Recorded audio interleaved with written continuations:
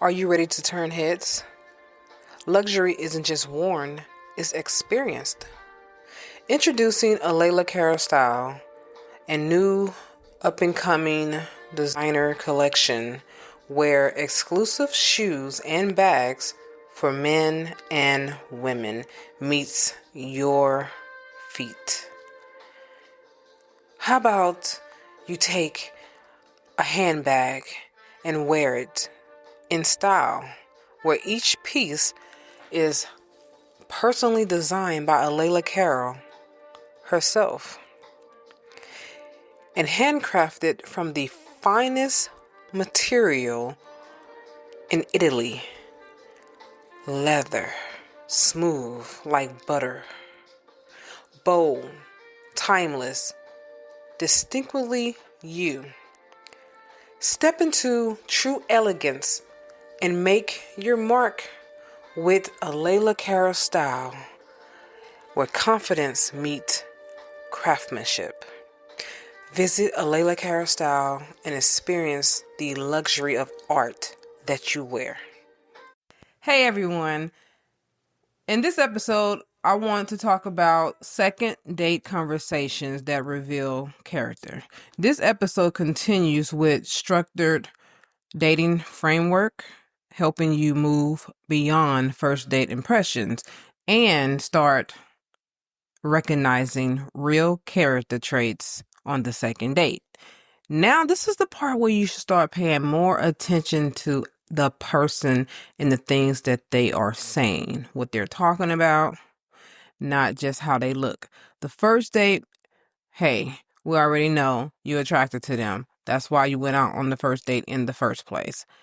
Then you decided, hey, I think I like this person a little more, so I want to go on another date with this person. We're here now. So you're on your second date, right? What do you do? What do you talk about? How you find out about the person's character? Everything that a person does shows you their character. It's just how you pay attention to it so you can gather all the information that you need to do your evaluation on them, okay? So welcome back to Improving Your Thoughts by Freeing Yourself. I'm your host, Alaila Carroll. This season, we are learning about how to date properly.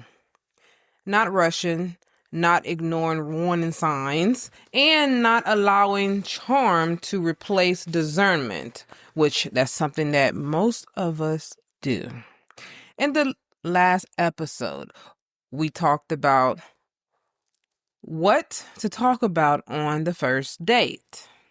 Conversations that help you learn basic personality traits and decide whether or not that you want to see this person again. That's what the first date was about.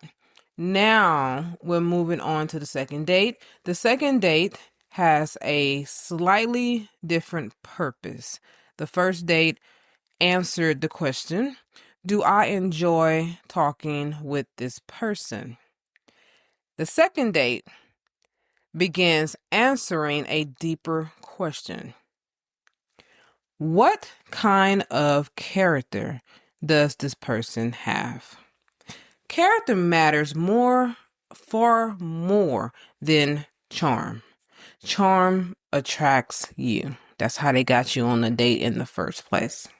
But character determines whether a relationship is healthy.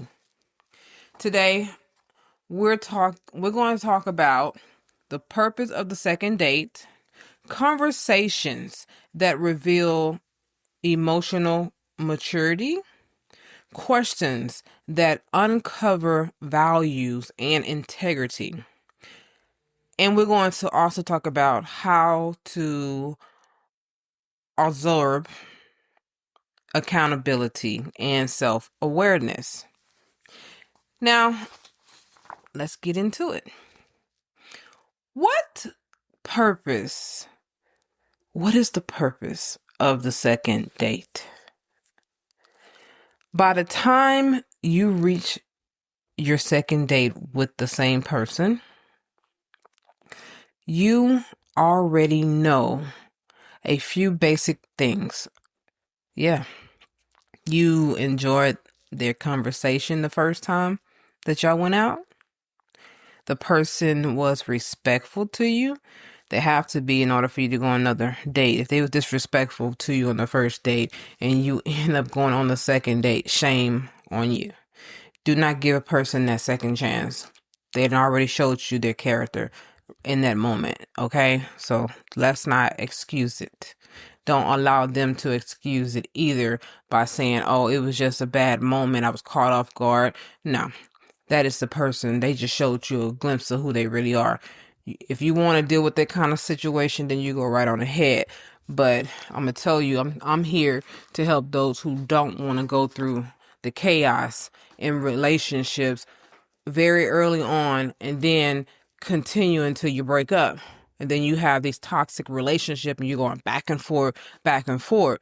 No, relationships are not supposed to be that way. That is a toxic behavior that develops into an infection that is hard to get rid of. So let's not make excuses for that type of behavior. You also felt comfortable enough to see them again, and I hope that that's what the case is. So now it's time to go deeper. But deeper doesn't mean intense interrogation, okay? It's not for you to go through all that. It means learning about how they think and how they handle life. Character shows up in everyday decisions. How someone handles mistakes, how they treat people, how they respond to challenges, whether they take responsibility for their actions. Many people overlook these things because they focus only on attraction, but attraction without character often leads to heartbreak. The second date is where you start paying attention to how a person views life. This is where the real learning begins.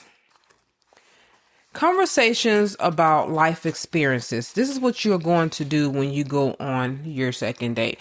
You're going to have these conversations. Remember the first date, I said don't bring up anything about your ex or anything, your past relationship. That is not the time to talk about that. I also told you that it's not the time to talk about any trauma, things that you went through that is heartbreaking. You don't talk about that either. But in the second date, you still don't talk about trauma.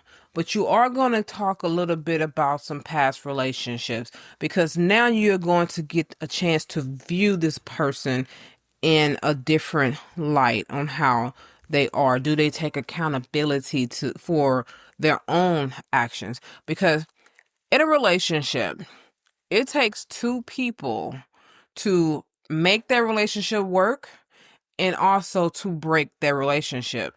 Now, you might say to yourself, nah, only one person can ruin a relationship. That's true, but not 100% true.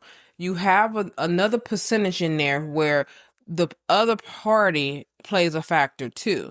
I'm going to give you an example. So let's say that you are doing everything that you can possibly do in your relationship. You're a good girl or you're a good guy. You don't cheat. You're honest. You say where you're going to be, you actually there. You say, hey, I'm on my way home. You actually are on your way home. So basically you're honest and you're not deceitful. You take care of business, things that you have to take care of that's priority wise, meaning that you take care of your children, you take care of your home, you make sure that your home is covered as far as bills and stuff like that is due. You don't wait until it's basically you handle your business. You are literally a good person. Problem with that is that if you are with a person who is the opposite of that, who's always mischievous, doing a bunch of things that they shouldn't be doing, untrustworthy. I mean, the list just goes on and on and on, right? The thing is that what makes your part in this relationship a problem is that you enable them to do it. You allow them to do it. And a person will only do to you what you allow them to do to you. They won't do it if you put your foot down. If you say, I'm not having this, and you actually mean it. Whatever they're doing come with consequences. And I mean real consequences where you're like, hey, I can't stay with a person who is going to cheat on me. So when they actually cheat on you, you leave them, and you really do leave them. You break up with them, y'all move and go your separate ways, and they feel the pain of your absence. Not this, oh, I'm gonna go to my sister's house, or I'm gonna go to my parents' house and stay a week and let you come and beg for me to come back. That becomes a problem, and it becomes a pattern where they know, oh, all I gotta do is beg for her to come back. Then that's what I'm gonna do. Then I'm gonna continue to cheat, but I'm every time that she packs her bags and leave, I'm coming to beg, and she's gonna take me back. Don't develop those type of habits. Do not develop that. What you want to do is be firm about your non-negotiables. Firm and mean it, and be prepared. You have to be prepared, because a lot of the time, the reason why we end up accepting the person back into our life is because we're not prepared. So another example of not being prepared, here's this example of that. Let's say you move in with your significant other, y'all live together, and y'all have accomplished so much together. Now the problem is that they decide they want to go out and show their tail. They want to go out and smelly on ass.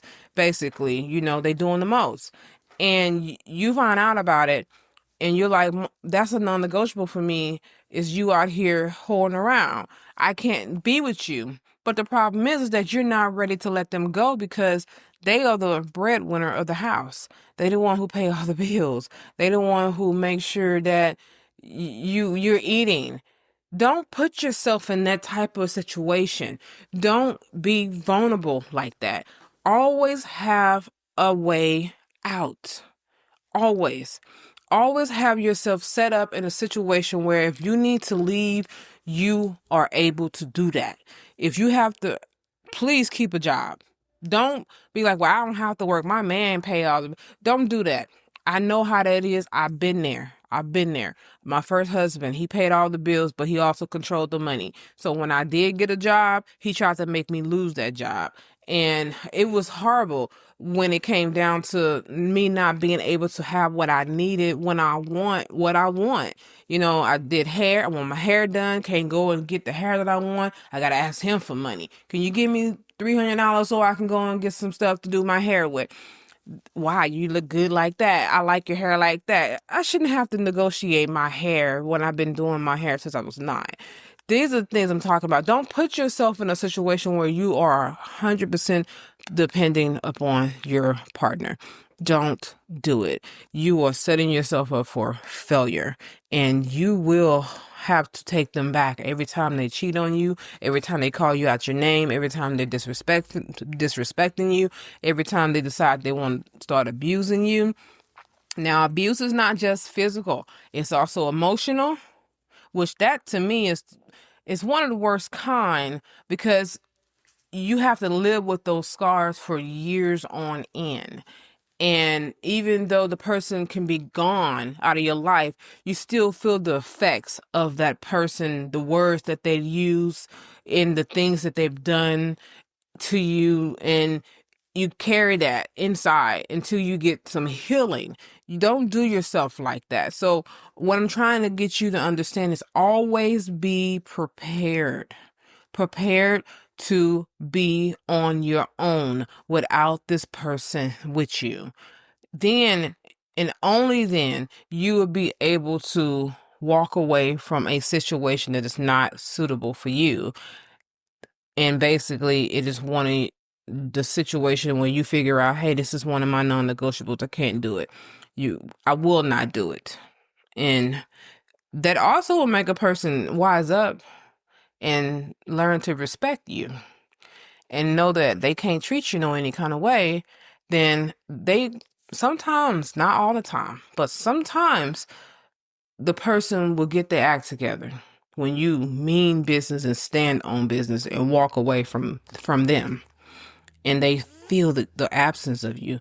They have to feel your absence. And what I'm saying is, if the person cheat on you or call you out your name, disrespect you, whatever, And that's one of your non-negotiables. Because you got some people who can handle being cheated on, as long as they don't bring home a baby or something. You know, you got some of those people who say, well, if you're cheating on me, I just don't want to find out about it. Keep it one of your kept secrets. Let it be one of those situations. Just don't let me know about it. They okay with it, you know? But then the thing is that sometimes if that's just not it for you, if you're one of the people like me who can't handle that, I cannot handle a person out here playing around on me, we don't need to be together. We can be cool, we can be cordial, we can be friends, but we ain't gonna be together, and you ain't gonna be in me doing all those things, because you causing me to have a problem with my own mental health as well as my physical health, because you bring me home a disease, which I have had that happen to me before. Oh, heck no. You know, I don't want that no more. I don't want to go through that pain of saying, if I would not have allowed this person to do me like this, I wouldn't be in this situation today. That's what I want you to know. So if in a situation that if you happen to be in one of those kind of situations where you're like, I'm okay with this, then that's fine. This episode ain't for you. This podcast isn't for you. This is for those who literally are sick and tired of the bullshit. Like, I'm tired of this. I need a real good relationship that is going to be suitable for me, that's going to help me to understand that I am somebody and I am worthy of being with the right person who is going to appreciate me for who I am. I don't have to jump through hoops to satisfy them, because, baby, let me tell you something. The person you jumping through hoops for, they are not perfect themselves. And not only they're not perfect, they don't deserve you or anyone to jump through hoops for them. It's just about, I don't care how much money they have. I don't care their status. I don't care about how they look, what they got. Those are material things, and that will be vanished in an instant. All it takes is one bad decision, one bad investment, one bad accident, anything, and that's gone. So let's not even put value on those things. What you're going to put value on is the inner person, in the inner me, you and them. What is really going on? Okay. So conversations about life experiences is what you're going to have. Okay. This is where the real learning begins. One powerful way to understand someone's character is to ask about life experiences. You might ask questions like, what's one challenge you've overcome that helped you grow? And I want you to listen carefully to their answer to that question. This answer reveals several important things about them. It reveals resilience, because they are able to bounce back from setbacks. It also reveals emotional maturity. Have they grown from it? Because if they have grown from it, then how do they view what they went through? And it also reveals ability to reflect. Some people don't like to think back on things. When reflection is one of the best things that you can do to help you to not go through the things that you went through again, but it also help you to be on your toes, always prepared. It also help you to be grateful, have gratitude from where you've been to where you are now. And if a person can reflect, that gives them the ability to have humility, which will allow them to be able to understand that they are human and they have flaws and they're not perfect and things worked out for them.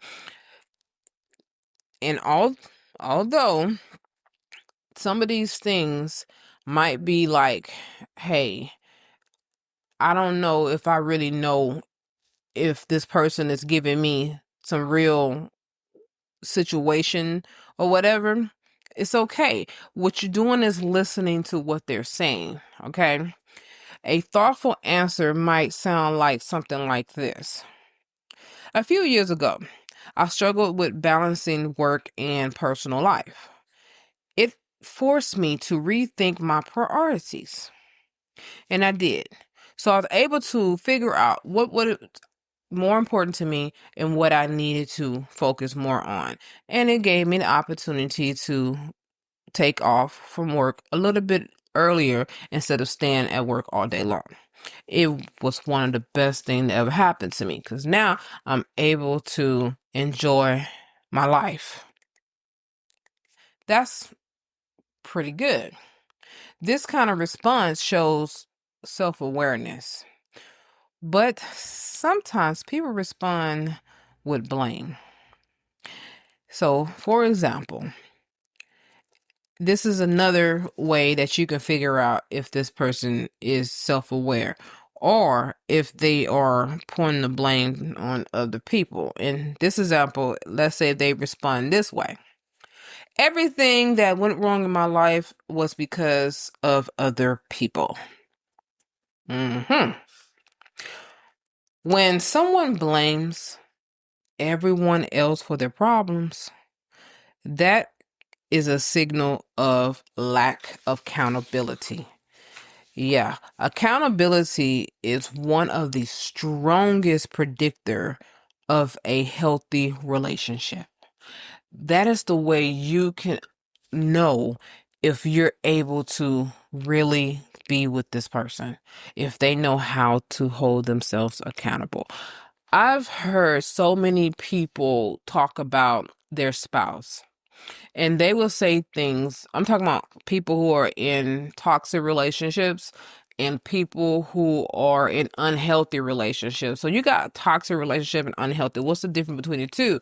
Well, toxic is just full of drama, always some crazy mess going on.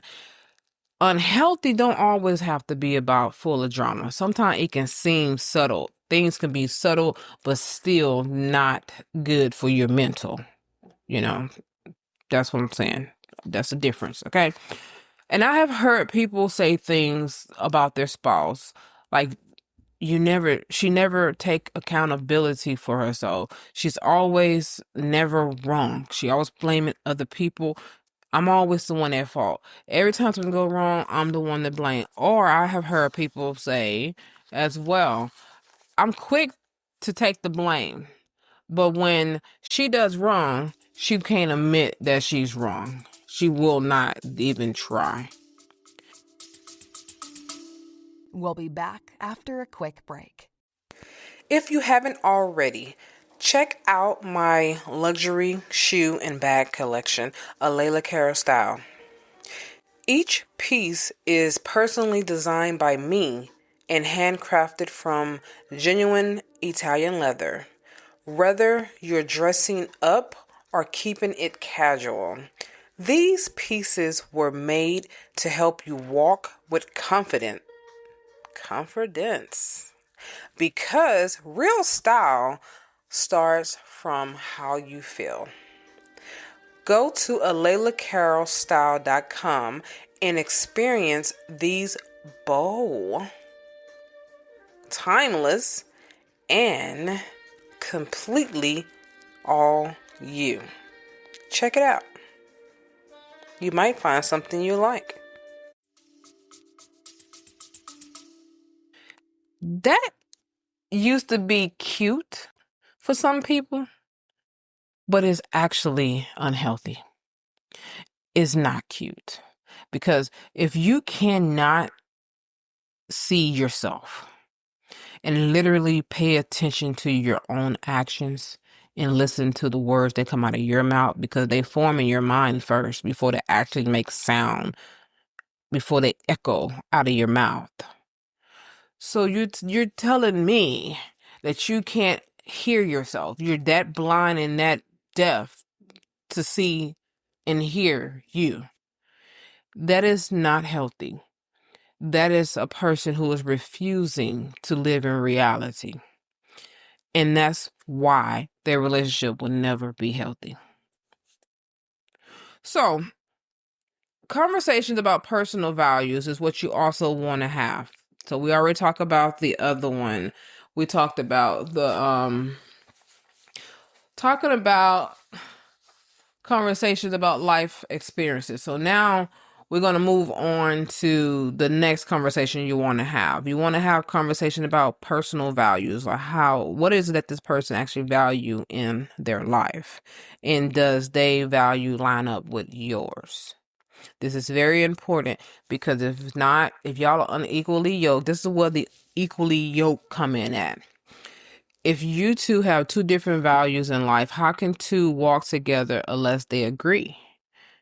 You cannot walk on the same plane going on the same, and I'm talking about the same plane, not the airplane, plane, platform, and go in the same direction when you have two different values going in another direction. Like, one person might see life as a place where you're supposed to be passing through, meaning that I'm here to serve a purpose, and my purpose is this and that, and I'm going to do my purpose because I know this is not my stopping place, this is not my true home. I'm going to pass away and I'm going to go on to glory. Then you got other people who got a value that say, well, this is where I want to stay for the rest forever, for eternity.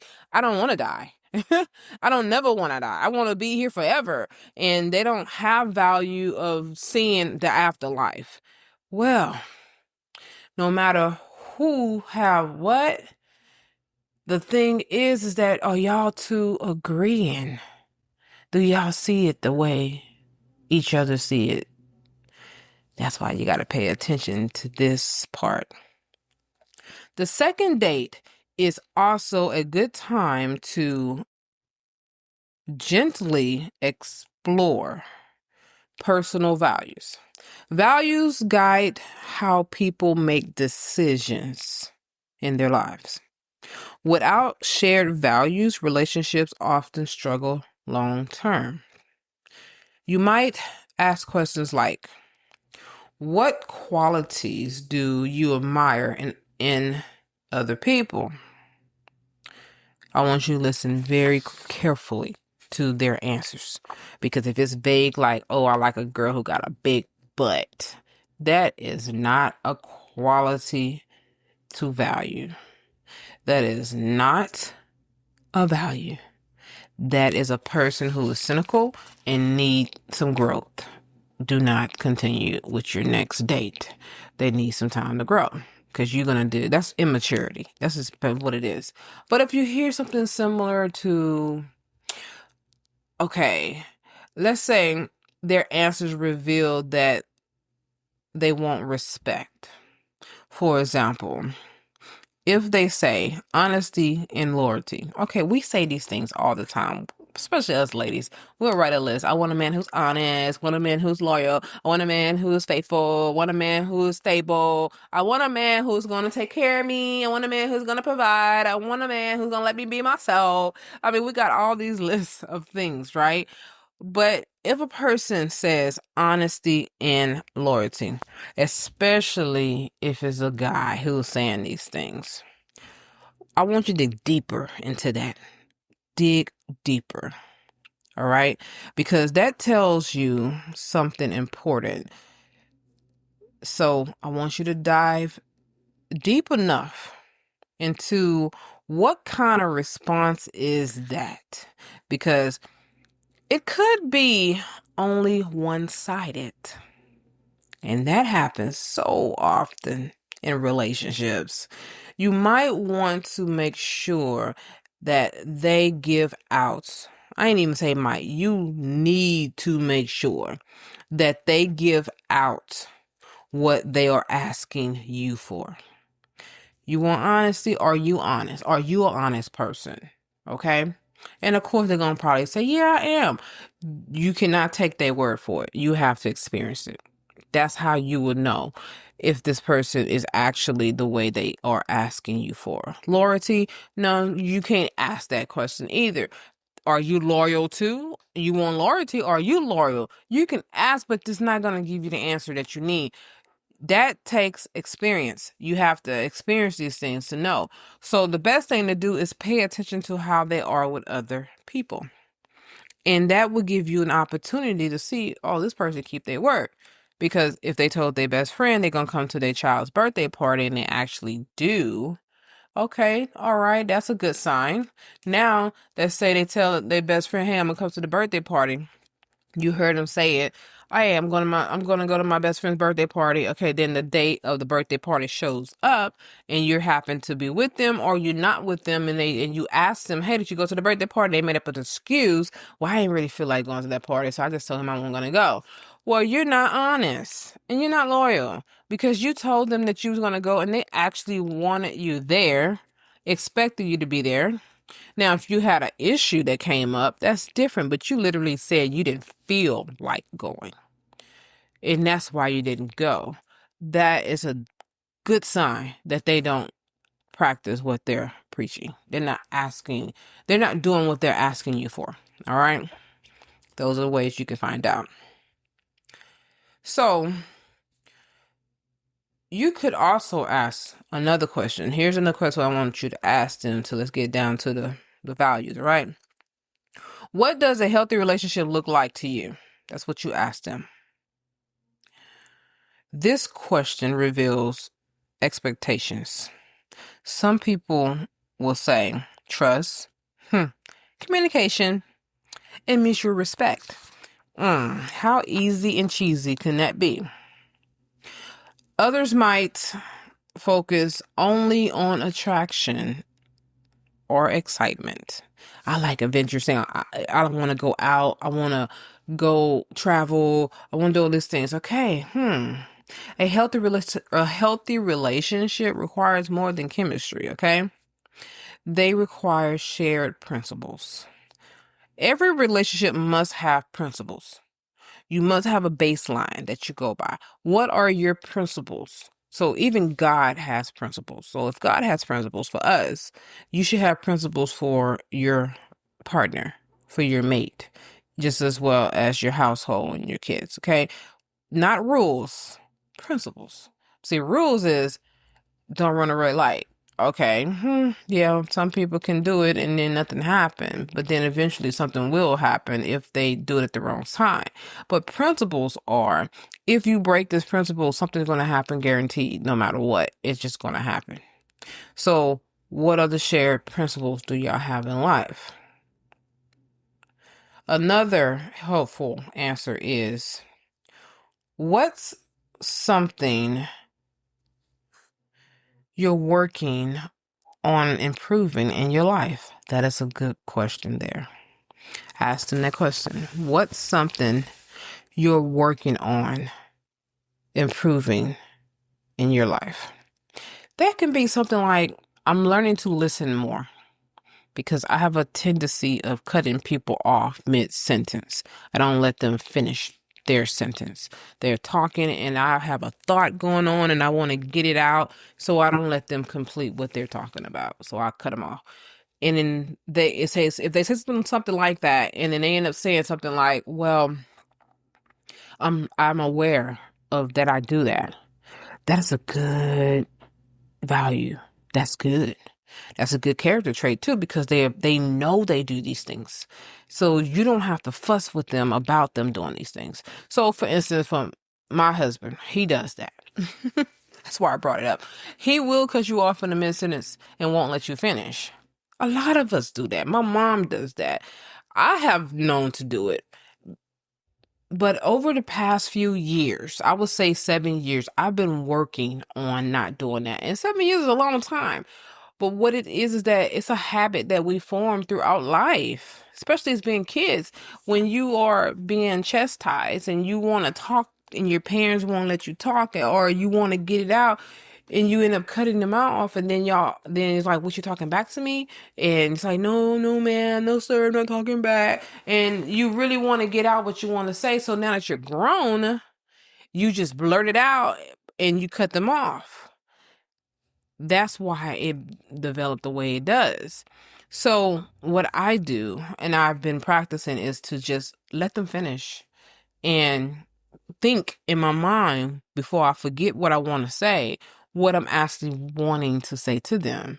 And when they finish, And some people can be very long-winded, and I'm thinking like, okay, I'm trying to wait until they finish. I can't get it. I can't wait no longer.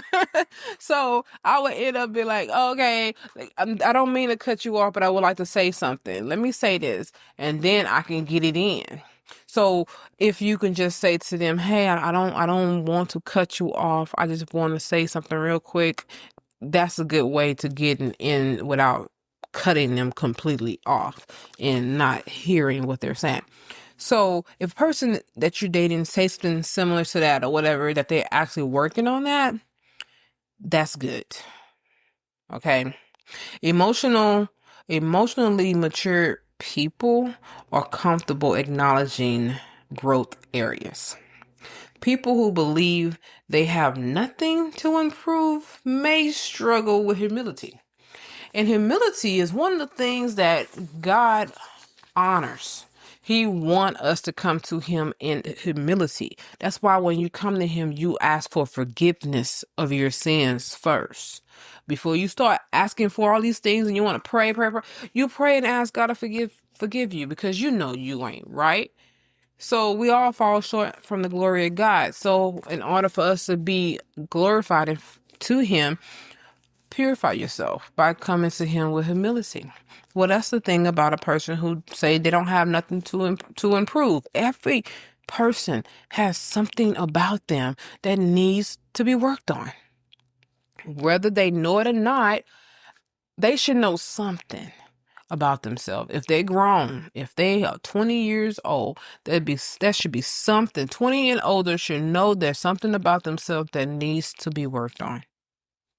So let's talk about this. How they talk about other people. This is what you want to find out next. How do they talk about other people? This is when I say you want to talk about your past relationships. You want to ask them questions about their past relationship, but you ask in a subtle way. You don't be like, hey, so why you and your ex didn't work out? Don't go direct like that. Don't do that because that's going to put them on the spot to make them cleanse up and tighten up and start getting in their feelings, whether it's good or bad. They going to be like, that's a question everybody don't really want to talk about unless they just want to vent and they want to bash or or very, very fresh. They very, very, very fresh. They just got out the relationship. Those are things why you don't just ask that blunt question. One of the most revealing character indicators is how people speak about others. During the second date, listen carefully when they talk about their friends, their families, co-workers in past relationships. Are they respectful when they talk about these people? Or are they constantly criticizing someone? If someone describes every former partner as crazy or terrible or toxic, that may indicate a pattern for that person who's talking. Healthy people can acknowledge past difficulties without attacking others. For example, someone might say that relationship didn't work out because we had different priorities. That's a mature answer, a mature response. It shows maturity. But if someone says, my ex run everything, and they start going on and on and on about the negative things about their ex, what it does, it shows that they struggle with unresolved anger and issues that they need to go and work out. Without you can't help them work that out. Don't get involved relationship-wise with this person until they have gotten past that ex and the things that happen in that relationship, because they will bring it into your relationship and you would be putting up with what happened in their relationship with their ex. They will be blaming you and taking it out on you. You don't deserve that. Okay? Pay attention to their tone when they're talking. Pay attention to empathy, because if they don't have any empathy for a person, that is a tell sign that they are narcissists, that they have narcissistic tendencies. Character often reveals itself in how people talk about those who are not present. That's how you really know. How did they talk about a person who's not there to defend themselves? So let's move on. Observing emotional regulation. This is the next step that you're going to be paying attention to, okay? Another important part of the second date is observing emotional regulation. You want to notice how someone handles disagreements, unexpected changes, minor frustrations. For example, if the restaurant gets your order wrong or their order wrong, how do they respond? You want to pay attention to how they're responding to it. Are they nonchalant? Like, it's not a big deal. So, like, for instance, my son, it's not the same, but I still want to bring it up. Yesterday, I've been trying to get my child registered in a new school and everything, because I didn't like the old school that he was in. They literally missed 2 grades on his report cards. 2 grades on his report. The report card before, they would miss 1 grade. They missed 1 grade. How do you miss a grade? How do you not put a grade in? And that was social studies. And I was like, what did he make in this grade? What in this class? Why there's no grade here? And the teacher's like, oh, that's a mistake. I'm gonna have to correct that. Well, why did you send the report card home if the grade wasn't put there? It just makes no sense. So he corrected the grade, right? So this report card he got, the grades was all there. And he made 100 in social studies. And I was like, that's even worse that you missed that grade and my child made 100. Oh man, that was a sight to see. I should have saw that when it was given out the first time. And then the next, which was this past Friday, he got his report card and he made B's and A's and 1 C, I think. And I said, it's time to get you out to school. I don't like the way they are doing things. And I end up trying to get him registered to this new school. We went to go get something to eat before he was going to his new school. And my son don't like mayonnaise. He don't like any white stuff. My husband's the same way. He don't like any white creamy stuff. So he like mustard or whatever. Me, I like it all. I like mustard, I like mayonnaise, I like it all. I like ketchup, all that. I love sauce. So the burger had mayonnaise on it. And he was like, I didn't have time to stay and wait for them to correct this burger. We need to get you to this school. And the person at the window, the driver at the window, he was messing up. He was messing up. And I mean that he was messing up. He didn't give us a straw. He was giving us the wrong drink. I asked for 2 Sprites. He gave me a Dr. Pepper and a Coke. I'm like, that's not what I asked for. And then, even the meal, he was just messing up. So my son got the burger. He was like, Mom, we got mayonnaise on it. My mom immediately said, I don't care. Eat the burger. And he's looking like, I don't want it. I said, baby, I spent my money on this, so I can eat it for you. So you're either hungry or you're not hungry. Now, I said, we're going to go ahead and take it back to the countryside of me. Take that napkin. Here you go. Wipe the dang on mayonnaise off. It's not like you're allergic to it. You're not allergic to it. If you was, it'd be a different story. I would turn back around and let them fix this burger, but you're not allergic to mayonnaise. You just don't like it. Wipe the mayonnaise off and then go on for about your business. Only on one side of the bun anyway. And I taught him a lesson. Hey, but that was my way of solving the issue. When you're on a date, how did this person respond to the mistake that was made?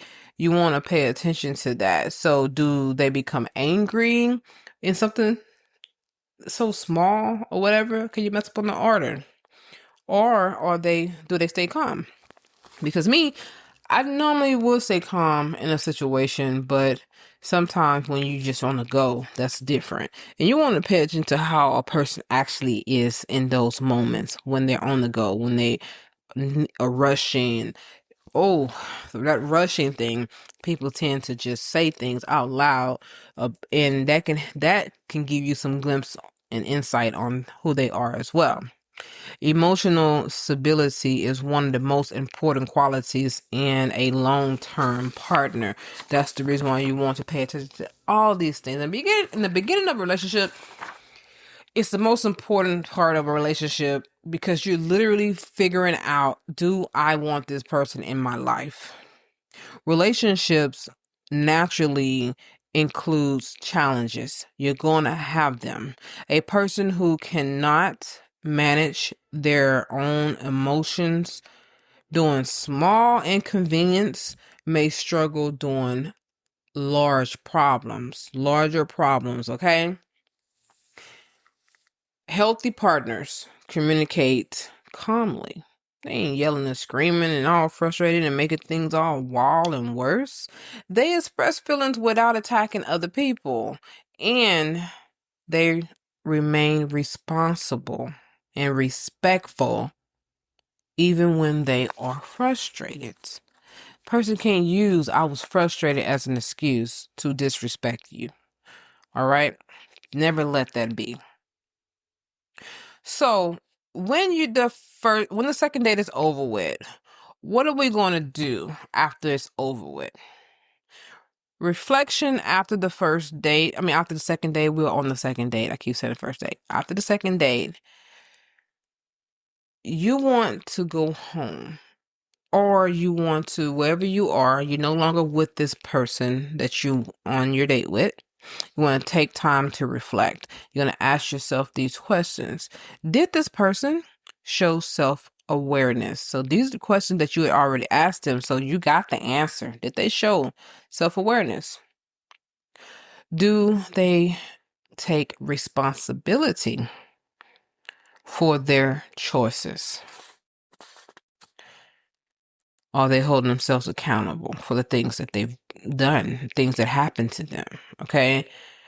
And do they speak respectfully about others who are not around? Do their value align with yours? You want to ask yourself, do they values align with mine? Because my values is that I really am here for a purpose, and I believe that. But how do they think, Then you also want to reflect on this one too. Did I observe emotional maturity from them? The second date is where you begin evaluating character, because charm can create attraction, but character builds trust. All right. So by this time, you're done with your second date and you got the answers that you need, and it's time for a third date, or y'all two decided, hey, we're going to go on a third date. So how did this go? How are we going to do this in our third date? Okay. You're still not boyfriend and girlfriend yet. You're still not booed up. All right. You haven't had sex. You still are trying to figure out, do I want this person in my life? In the next episode, we will talk about third date conversations, where we're going to discuss. The discussion will be about life directions, priorities, and long-term goals, and where they begin to merge with yours. Because what you got to pay attention to is that we talk about these goals, and you can talk about them on your first date if you want to, just to have a filler into your conversation. But you want to dive deeper, a little bit more into the goals. And that's what a third date is going to be on. We're going to get deeper into the goals of this person, what their goals are, what your goals are. Can they merge? Because you might want to go off and be a school teacher, or you are a school teacher. You want to continue to do that while they want to go and travel the world. And you're like, okay, wait a minute. I can travel during the summertime, but during school time, I can't do all that traveling. So you got to see where the goals line up at, okay? Because you can't always just uproot your life, especially if you establish where you are at right now, okay? These conversations help determine whether two people are moving in compatible direction in life. Thank you for joining me today in improving your thoughts by freeing yourself. And remember, dating wisely means paying attention not just to what someone says, but to who they show themselves to be. I'll see you in the next episode. Signing out, Alaila. Are you feeling overwhelmed and exhausted by stress? Introducing Stress Management with Imaging Coaching, your ticket to a calmer, more balanced life. In this journey you will be taking with us here at Imaging Coaching, we'll equip you with powerful techniques and tools you can use to conquer stress, regain control, and transform your life. From deep breathing exercises to mindfulness practices, you'll discover the tools to relax your mind and body. Come join us on this transformative path and unlock a world of inner peace and resilience. Don't let stress hold you back any longer. Take charge of your well-being today with Imaging Coaching, your stress management team. Discover clarity.